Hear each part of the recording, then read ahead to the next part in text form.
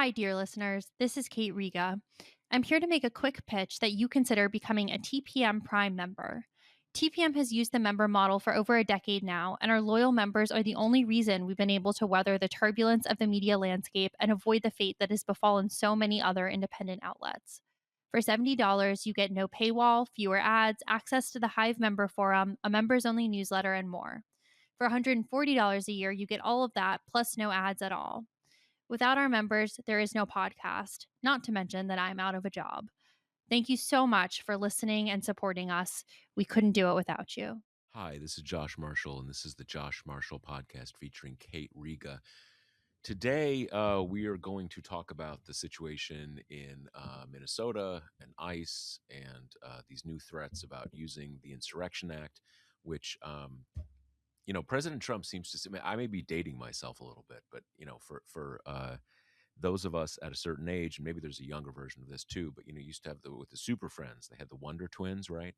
And the Wonder Twins would do these things where they give each other like a fist bump, and they would say Wonder Twin powers activate, right? And they would say like form of an ice castle or a I don't know, a such and such, and clearly Donald Trump thinks that the Insurrection Act is sort of like take the form of a all powerful military dictator, right? And it just whenever the president wants to sort of like pull that lever, it's on. And it's not exact. That's actually not what it says. So we're going to get into that. We're going to get into the unfolding situation in Minnesota and the situation in Venezuela, which I have still had a very hard time understanding, even at the most basic level, what's actually happening there, and in Greenland. And we can see how these things they are all of a piece. They are all of a they are all part of this extra legal or lawless sort of impulsive assertions of power and force. And it reminds me how, and I remember thinking this at the time, the idea that with this sort of backdraft through Donald Trump's three presidential campaigns of he's really a dove. He doesn't like wars. He's not going to get into wars and stuff like that. And there is a very limited sense in which there's some truth to that, in the sense that like Donald Trump does not want to get into long-term anythings, right? He wants to keep everything kind of uh, in line with his impulses. He doesn't want to. He doesn't want to have body counts week after week and month after month. He wants to do like big impulsive displays of exciting violence. And he wants to do that at home and abroad. And the idea that he was ever going to be a different person abroad than he is at home was always just this kind of absurd thing that I never understood how anybody would think that. It's such a crazy thought. So we're going to get into all of that. Before we do, I want to tell you about another podcast. Reign of Error is a new podcast hosted by journalist and TPM contributor Sarah Posner. Each week, Sarah and an expert guest will go beyond the headlines to dig deeper into Christian nationalism and other far right movements driving and supporting Trump and MAGA. Reign of Error launches January 22nd. Look for a new episode every Thursday in your favorite podcast app. Now, let me tell you something here. I have known Sarah for I don't know, must be 20 years. And she is one of these just great journalists who has this niche and knows all about it and does amazing work. And I mean, all these things are combined. That's why that's why we have her as a contributor at TPM. But I just want to tell you, for whatever it's worth, this is something to check out. She is, you know, a special part of the extended TPM family, and we think the world of her. And I'm sure this podcast is going to be great, and I really recommend it. So, so Kate, you had a piece yesterday about Donald Trump went on Truth Social yesterday and basically said if you guys don't behave in Minneapolis, I'm going to invoke the Insurrection Act. And he's had this kind of in the background, I mean, in a way, going back to his first term, but right, kind of as a cudgel, he makes it like he's holding over us through his through this whole second term. So what's bring us up to date on this part of the story? Yeah, you know, one person I talked to said something interesting about this, which is there are kind of two of these big old laws that Trump wanted to use for a long time. And one of them was Alien Enemies Act, and then the other one is the Insurrection Act. Obviously, he tried Alien Enemies, the Supreme Court said no.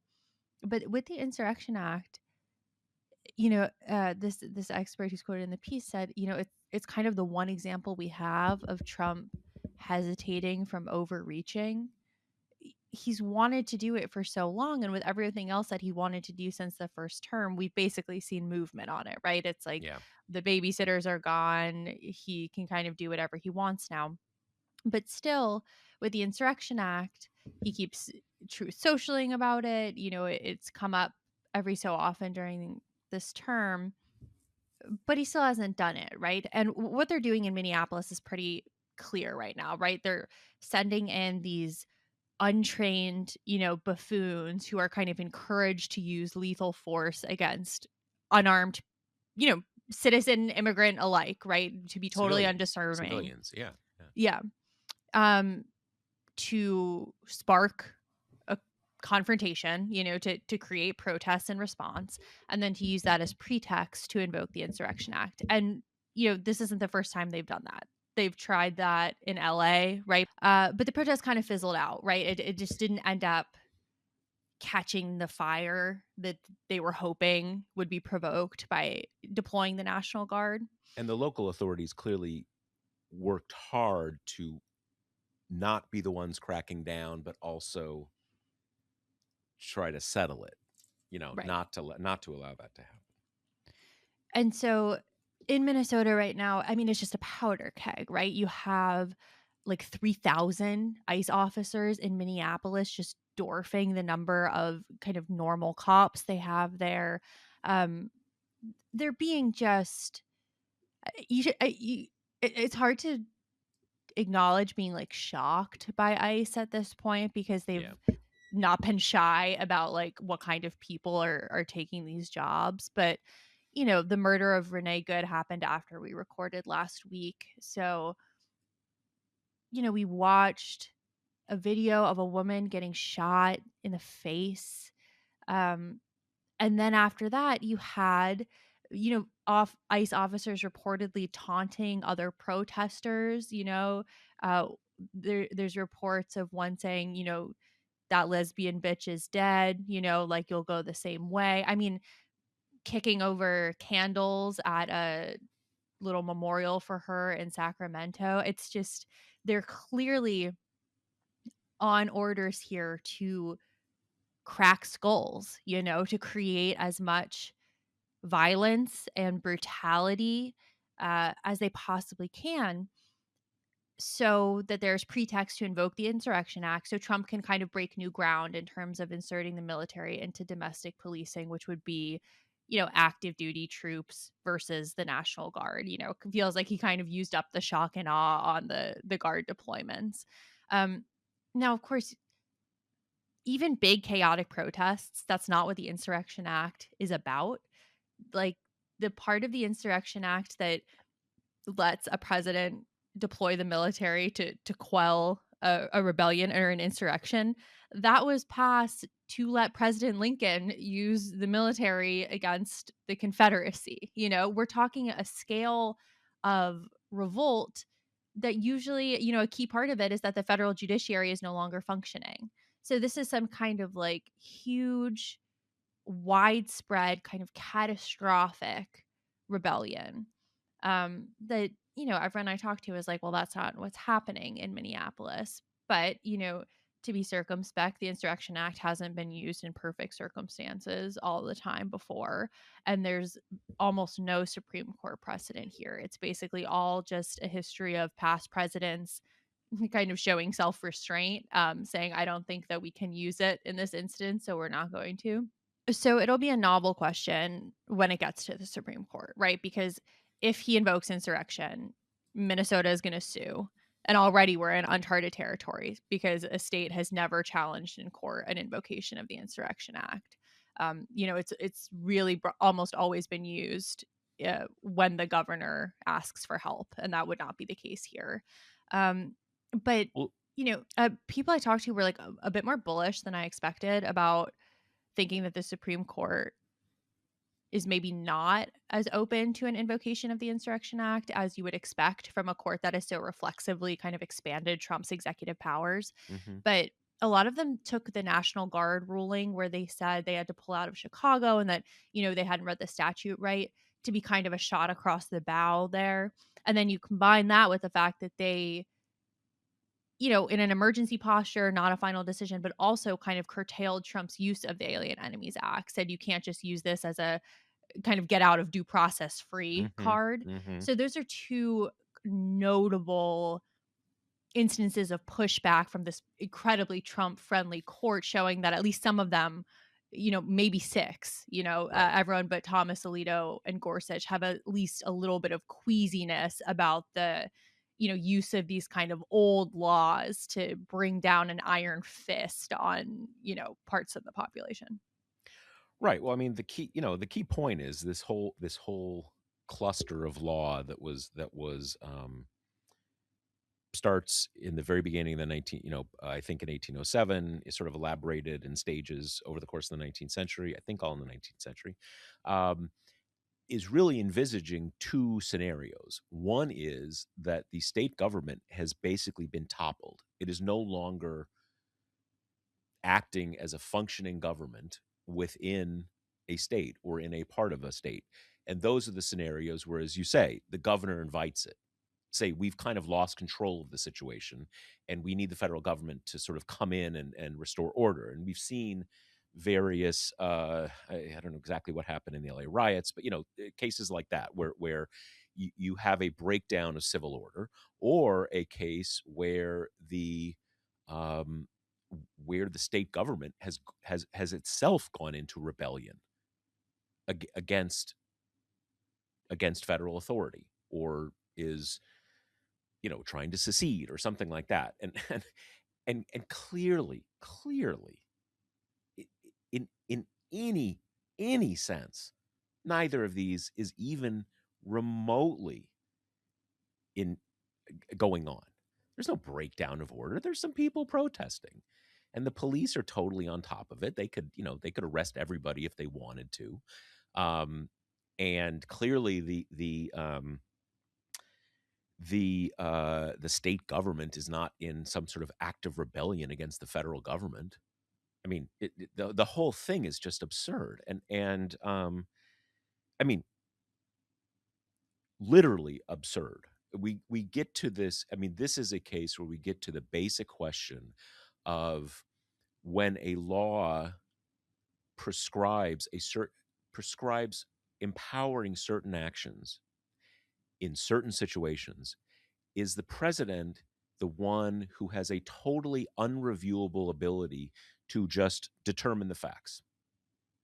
And if that's the case, you can see that democratic and constitutional government becomes meaningless. It's sort of like, I mean, we're still waiting for this tariffs case. And I think, at least, the conventional wisdom is this is not going to be good for Trump. That the court probably is not gonna go for this. I mean, who knows? Maybe they will, but at least I think that's the sense, that it's not looking good for the president. And if you look at his tweets on True Social, I think it's his sense it's not going well for him.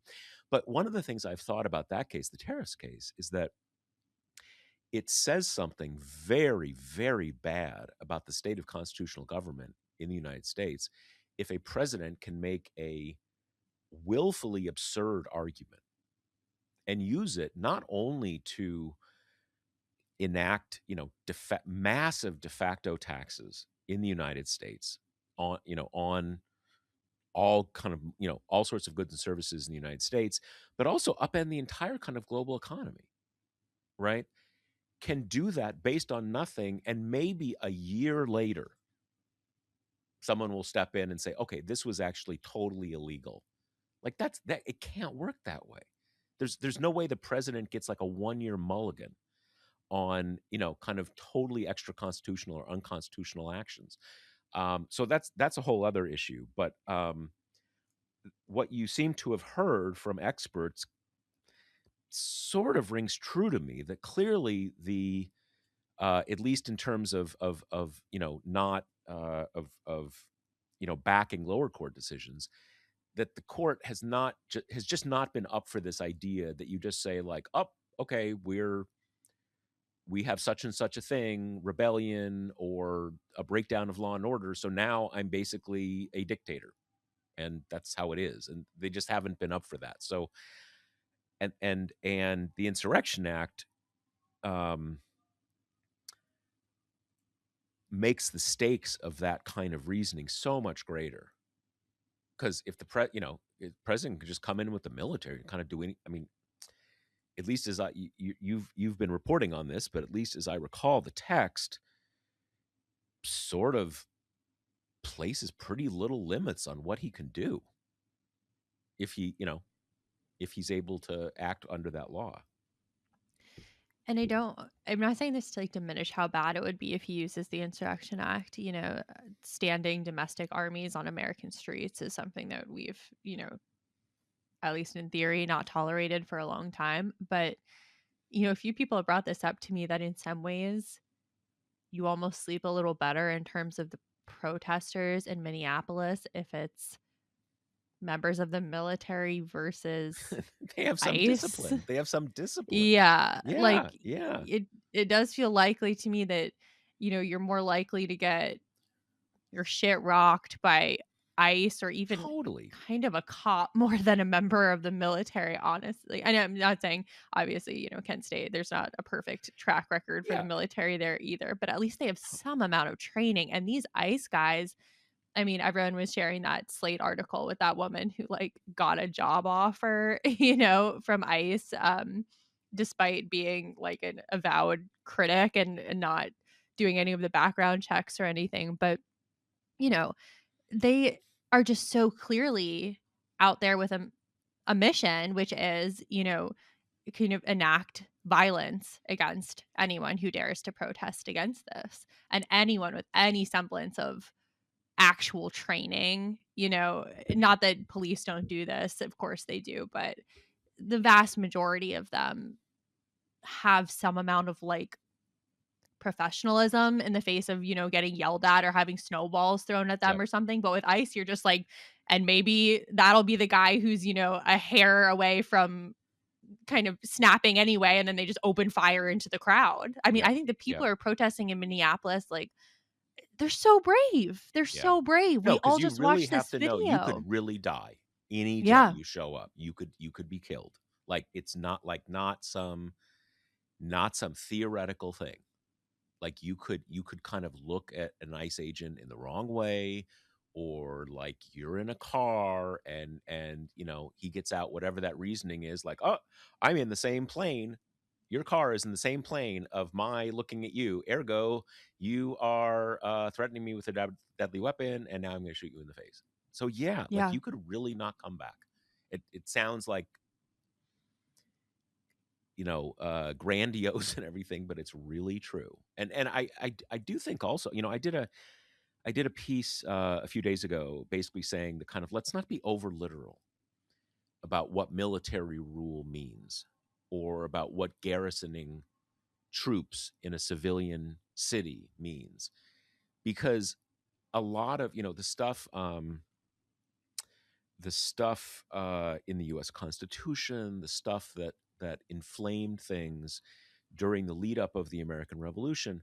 A lot of these troops were, they were Hessian troops. These are mercenaries from a German principality that the British government just sort of, got on the cheap in Europe to send over to the U.S.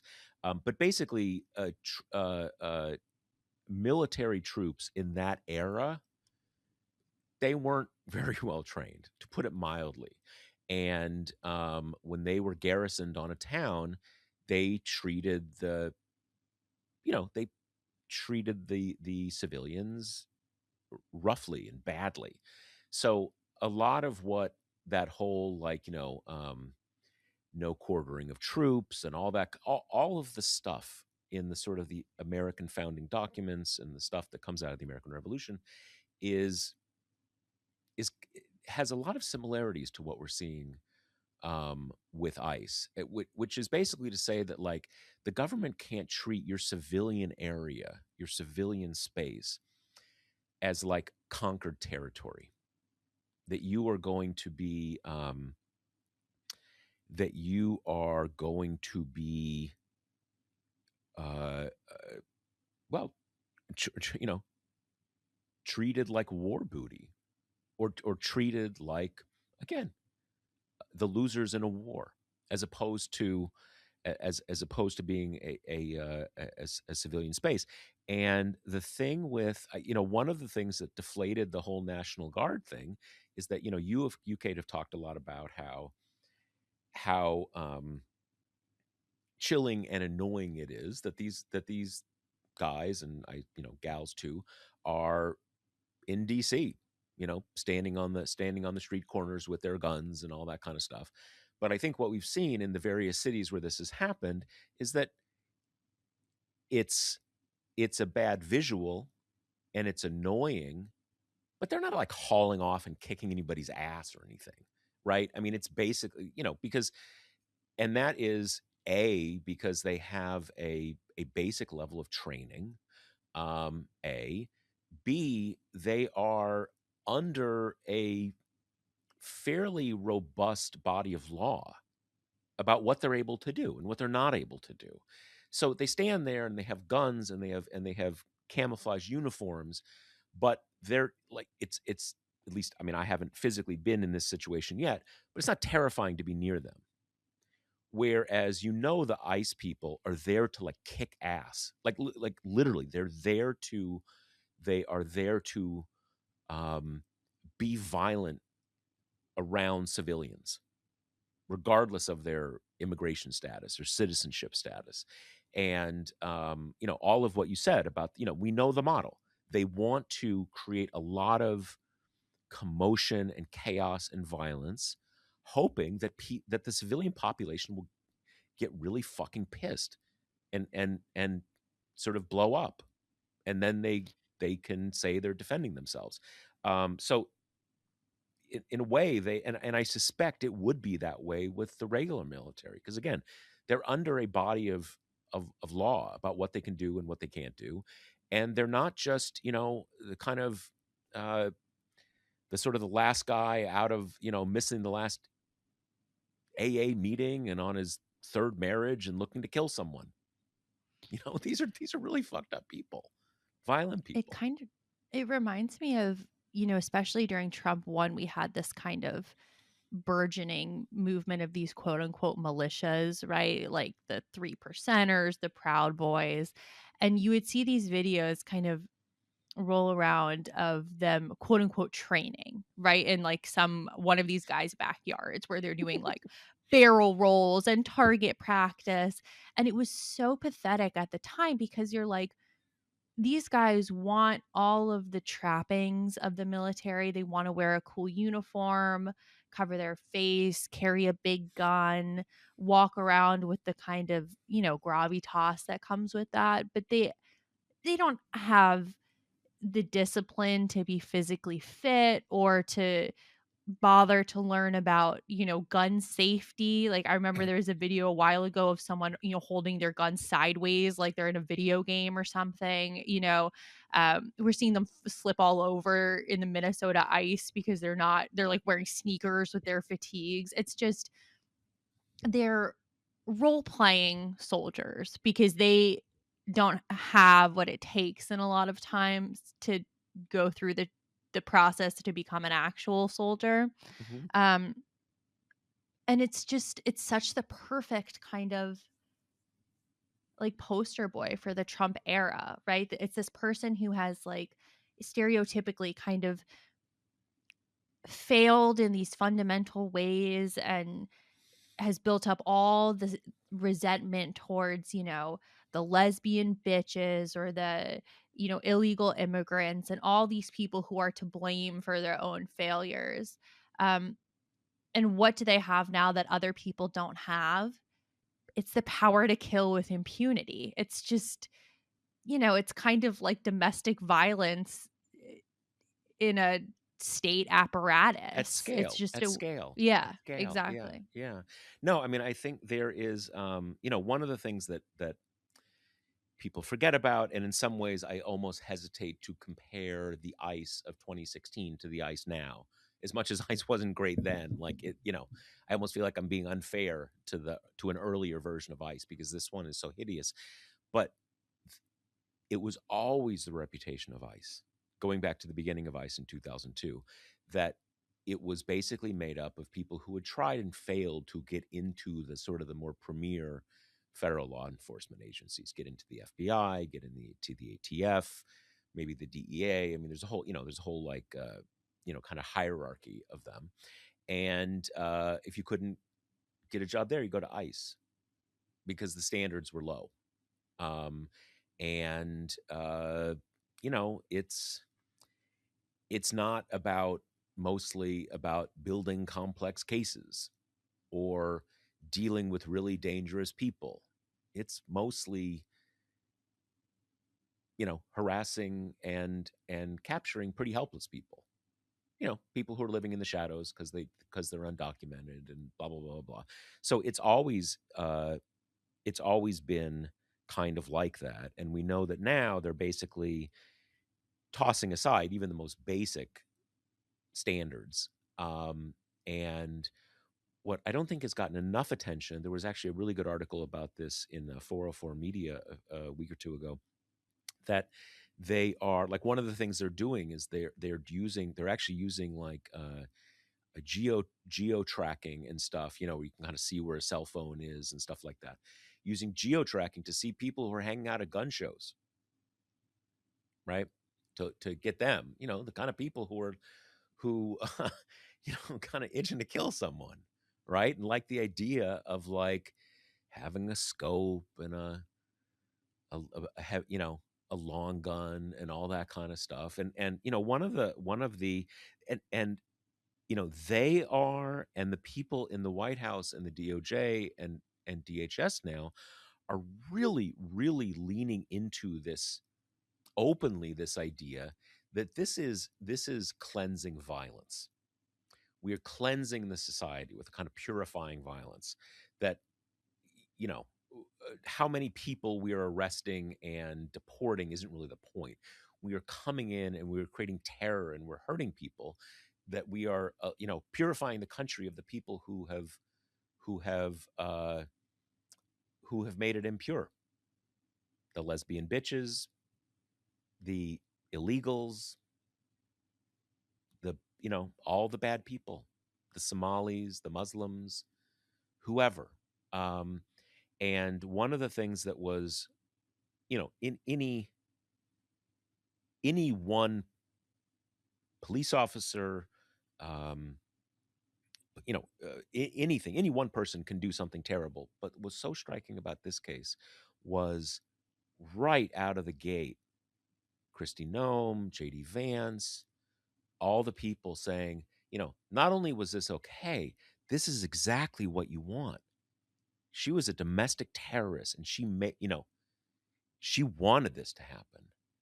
And you hear that and and I was going to say it's gaslighting, but it's something like way more than gaslighting, that you're saying like, okay, we actually watched this. She's just kind of sitting there in her car, sort of angling the wheels back and forth, and maybe there's like an inch or two of forward motion, and he's sitting there recording her with his iPhone, and he pulls out his gun and he just unloads the gun into her. We just saw we just had a report out this morning. David Kurtz went over it in the morning memo, that it seems like she was shot 4 times. I think there's a little unclarity whether one injury is I guess sometimes you can have one bullet do 2 injuries, but they think 4 shots. And if I understood the description of the injuries, 2 of those, and probably the fatal ones, were into her driver's side window. So a car doesn't go sideways, right? Whatever notional logic there was when he was in front of her car and she could have run him over disappears when he's just on the side of her car and mad, and he shoots her basically twice at point blank range. Um, and their story is this was an instance of domestic terrorism, and he was just protecting his life, and thank God he did. And this, we want more of this, and you know, um, you even in the worst cases, in mostly in the U.S., the response from the leaders is something like, you can't put yourself in the person's position, right? You got to make a split second, so implicitly, we're not saying it's right. We're not saying it's not a tragedy. We're just saying you can't second guess what someone a split second decision someone has to make. That's very different from saying, like, yeah, of course he blew her away and she had it coming. And one other thing that occurred to me when you were talking about this before, Kate, is that one of the things that keeps police, civilian police, metropolitan police, somewhat in line is they're going to be there the next day. They're always going to be in that city. And that is obviously, lots of bad things happen from police departments, but you're going to be there, right? You need some kind of relationship with the civilian population. These guys aren't. They're going to be out of there in a few weeks, and so they don't really give a fuck the kind of brutality that they are dishing out. They don't have to. They don't have to worry about the repercussions of it. And to go back to our earlier point about what military occupation is and being treated like a conquered territory, um, uh, you again, you don't have to worry about that. You're not going to be there. It's not your people. They're alien. They're enemies, and you're going to be gone. And that's just a very different. That is why all that stuff is in the U.S. Constitution, in sort of American civic culture, of you don't garrison civilian cities with brutalizing military force, except in the most absolutely extreme situations. And this obviously isn't that. So, I want to get into the political dimension of it a little bit. You already alluded to, the response on the right, by and large, has been he did the right thing. It sucks to was be you. justified. Yeah, with varying kind of levels of glee, Yeah, dancing on taunting. Renee's Yep. grave. We found out that because of a prosecutor exodus, they're trying to go after her widow, who was in the car with her and had to watch her wife bleed out and die.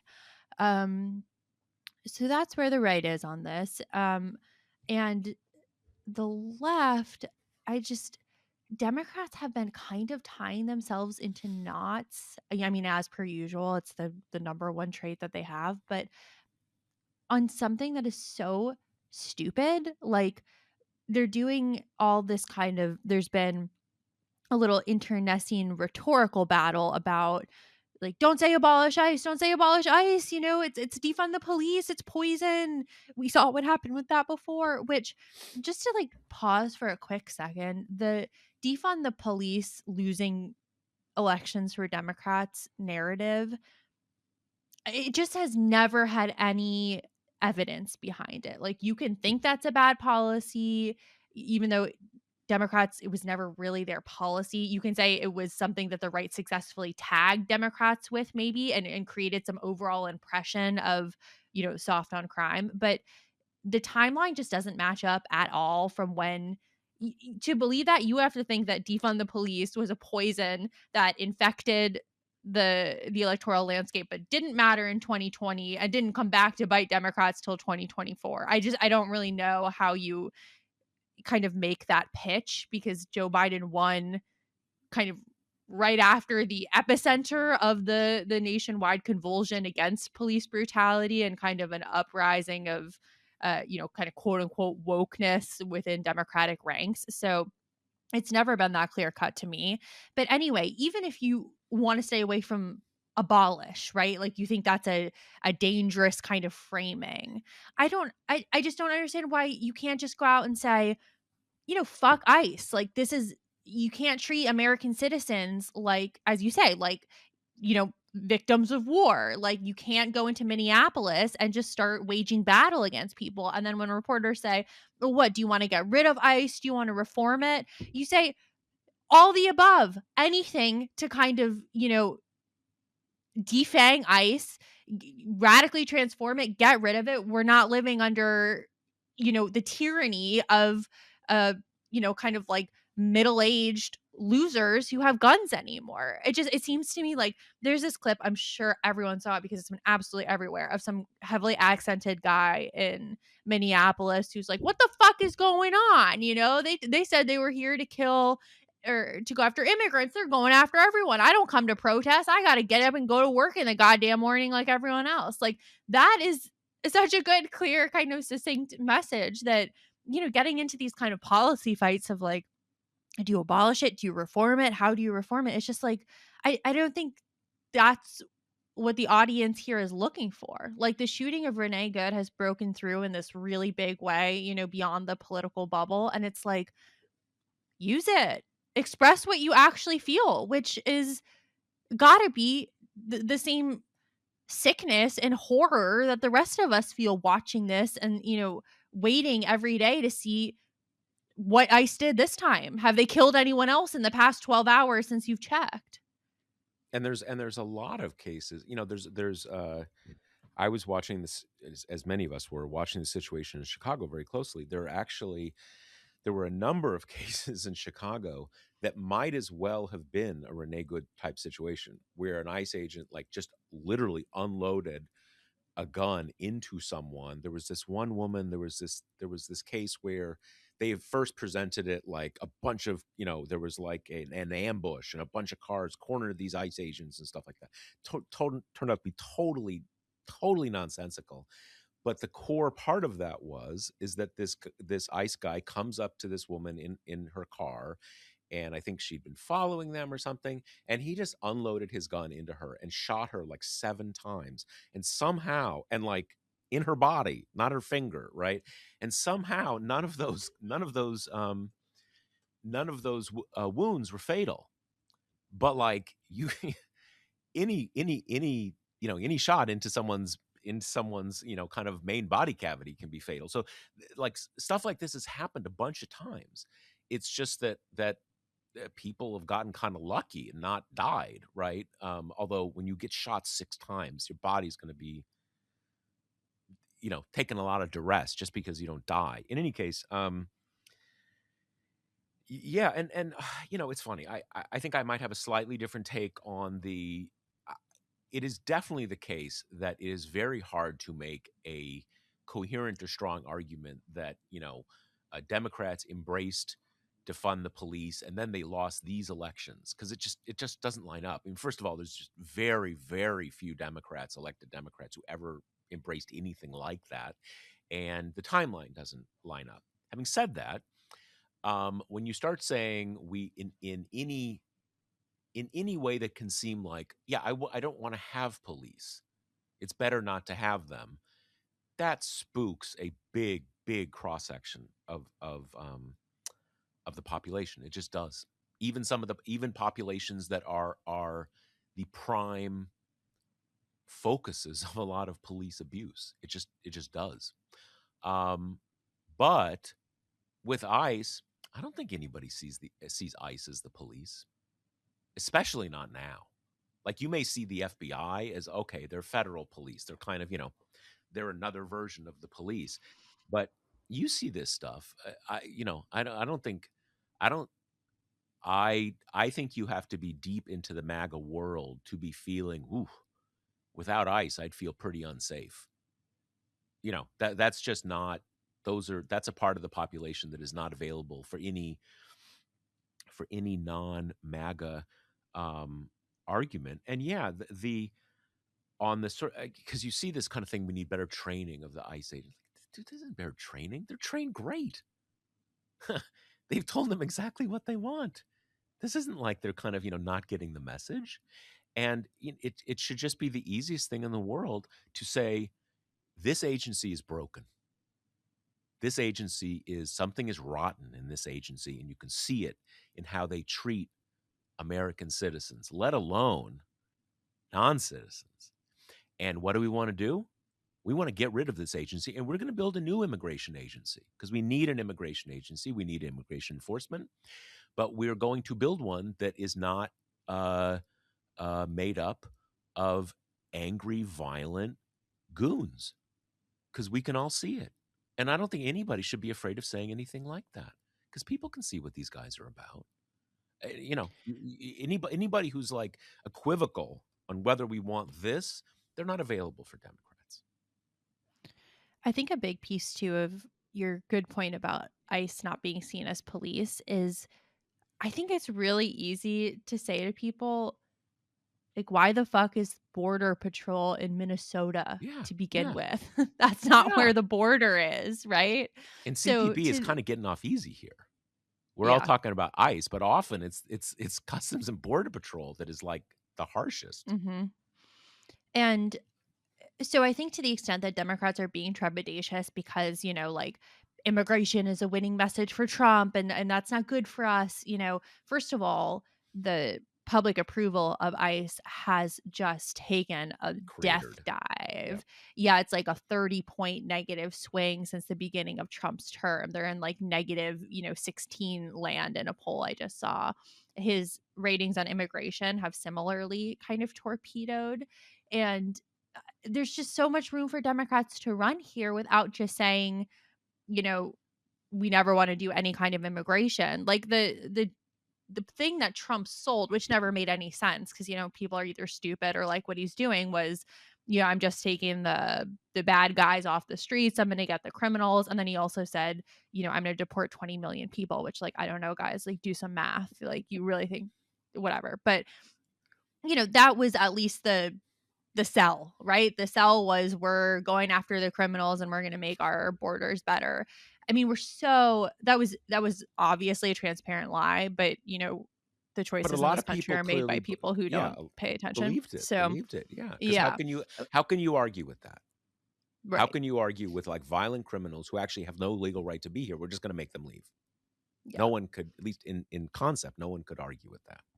But we're so far from that. This is such a classic overreach on, something you promised and this whole idea of like, well, I have a mandate so I can actually do whatever I want. And it's like, well, you can, but people aren't going to like it. That's not what people kind of signed on for.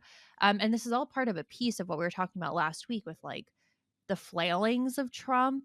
And I think we've seen in the new year this kind of like attempt to reset the way it was at the beginning of the term, where everything was happening at this like totally breakneck speed. And it was so demoralizing to be in any kind of opposition to the administration because it felt like every 24 hours there was some new like cataclysmic, horrifying thing happening. And we're back there.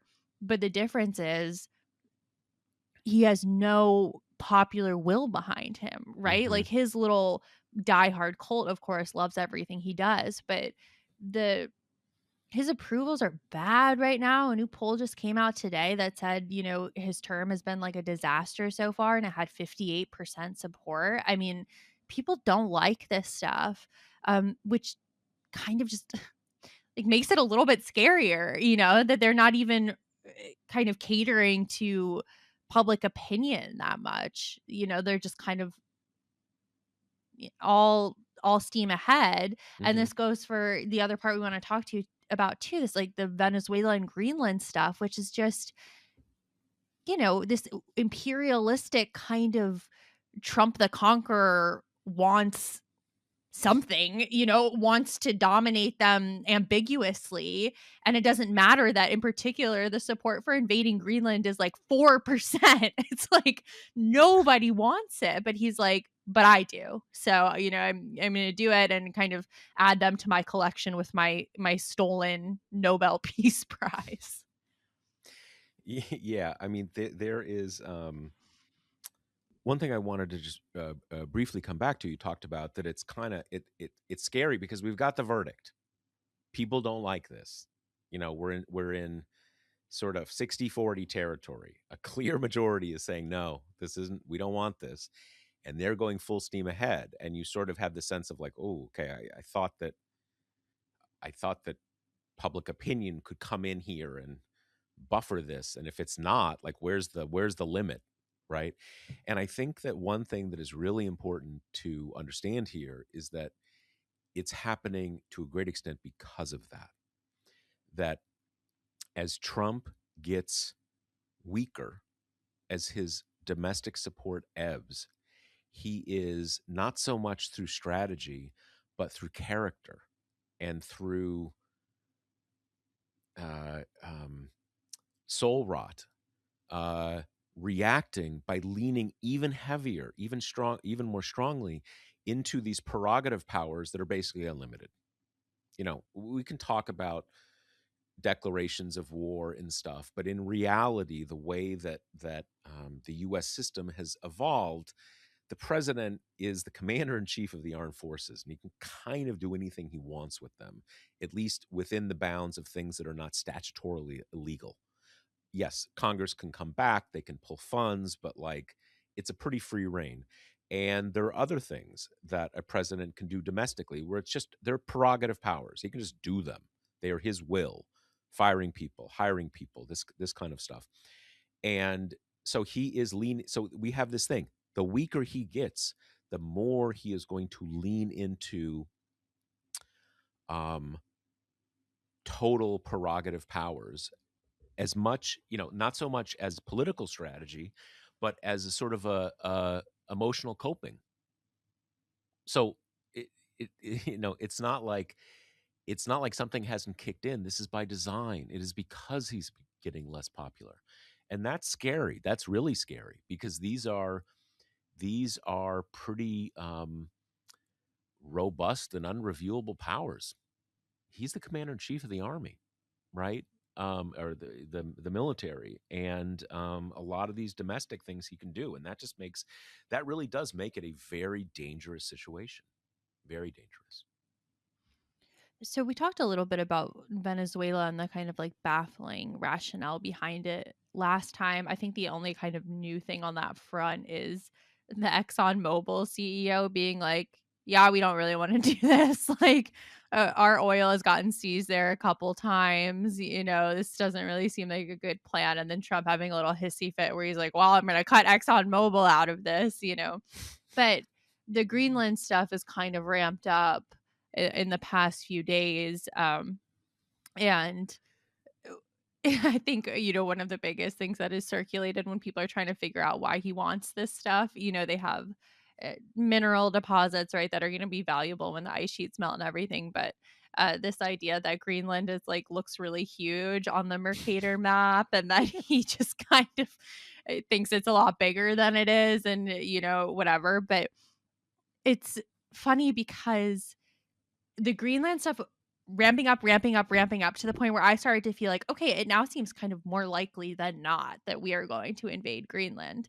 And then in the past few days, you have some of the generals literally taking keys and dangling them in front of his face in this like Iran stuff, trying to really seems like trying to be like, over here, Mr. President, over here. There's big protests in Iran. Let's look over here.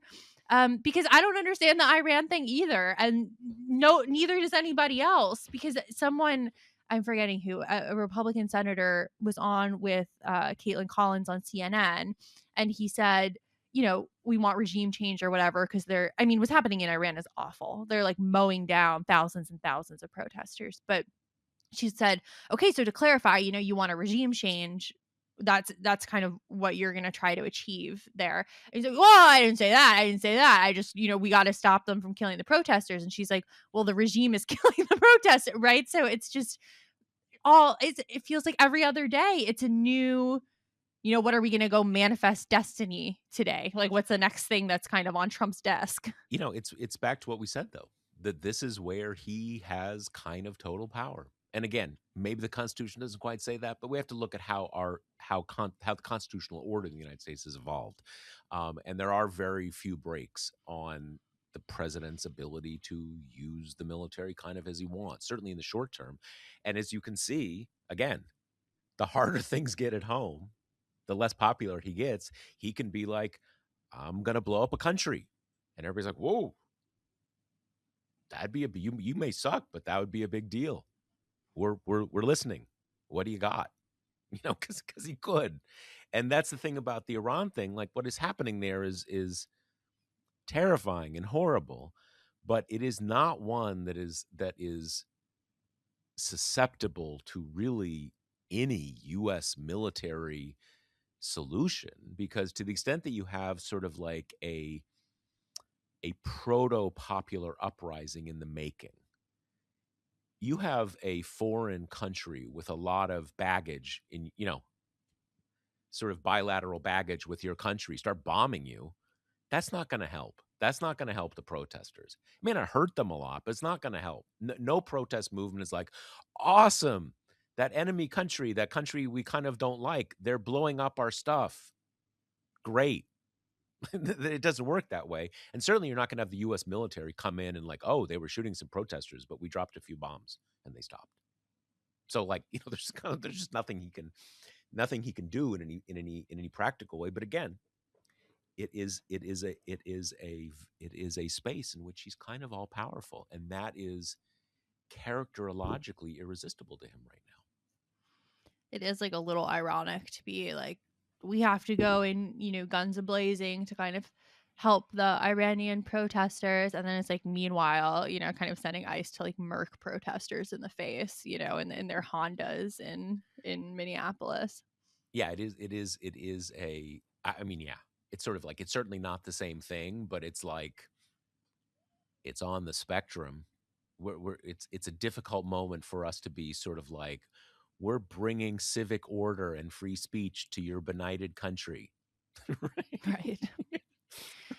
And the last thing I want to say is just like on this Greenland piece, I was before kind of thinking like, well, you know, Europe won't allow it, right? We kind of talked about this last time, how Venezuela is like relatively friendless and Yep. it doesn't have, the kind of auspices of the post World War II like world order at its back the Yep. way that Greenland does.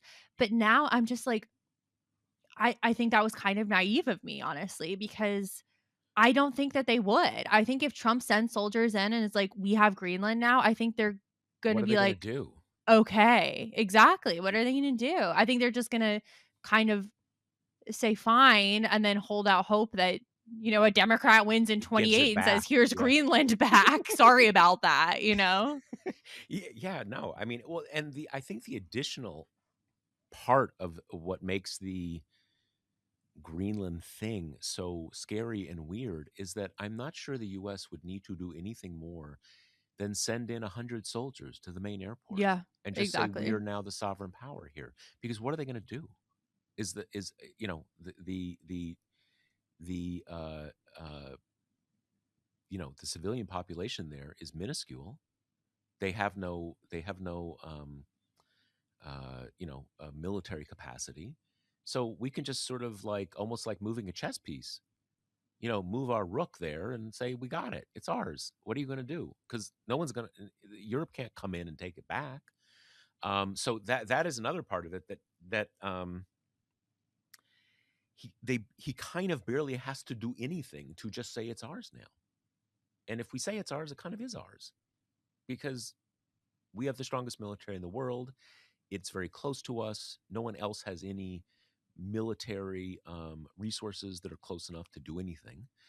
I mean, I have been telling people that I kind of still don't think this is going to happen, but not like I'd be shocked, or not like I'm telling anybody to put any money on it. Like, because I have no idea what's going to happen. Like, none of this is operating by um, any calculus or any or any set of rules that I have any awareness of. So it totally could happen. I mean, my sense is that, and what is even the goal here? I think it's kind of that, like, you take it and then you start handing out concessions to the minerals to your friends. That's sort of the most obvious thing, but sort of like Venezuela, it's kind of like, well, you got the network state guys there. They want to build a network state, and there's some military guys who think it'd be kind of cool to actually own it because of, kind of post um, Arctic sheet, no more ice. It's sort of it's a defensive position and all this kind of stuff. But to Trump, it's just cool, and and I I still kind of think that he just got really kind of juiced up after Venezuela and got into it again, and he'll probably calm down, probably, but totally maybe not. Yeah.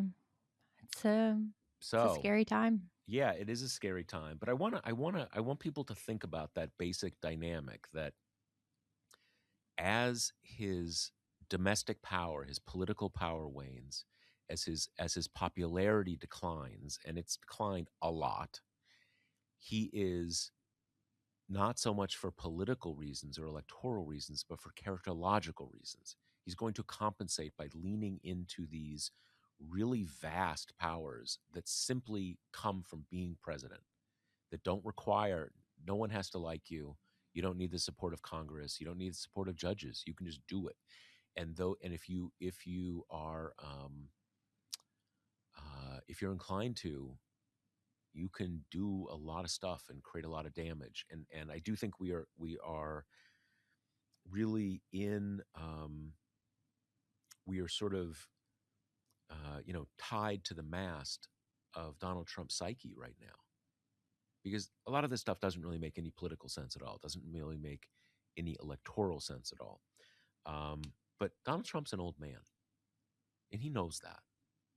He's not thinking about the long term. He's thinking about right now, and that puts all of us in a very dangerous